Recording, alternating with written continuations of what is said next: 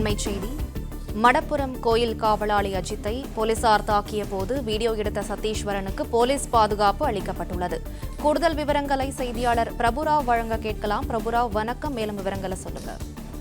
நிச்சயமாக சிவகங்கை மாவட்டம் திருப்பூணம் அடுத்த மடத்துபுரம் அம்மன் கோயிலில் கடந்த வெள்ளிக்கிழமை சாமி தரிசனம் செய்ய வந்த பெண் நகைகளை காணவில்லை என புகார் அளித்ததன் பேரில் அங்கு இருக்கக்கூடிய காவலாளி அஜித்குமார் அவர்களை போலீசார் அழைத்து சென்று விசாரணை செய்த போது அவர் தாக்கியது உயிரிழந்தார்.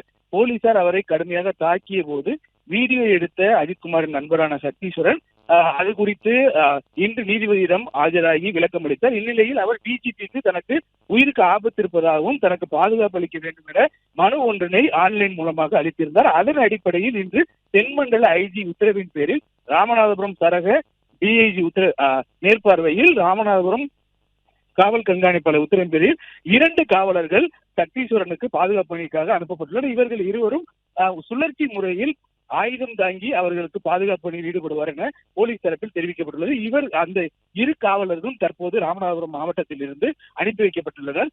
அவர்கள் இன்னும் சற்று நேரத்தில் சத்தீஸ்வரனுக்கு பாதுகாப்பு பணியில் ஈடுபடுத்தப்படுவார்கள் என காவல்துறை சார்பில் உறுதிப்படுத்தப்பட்டுள்ளது.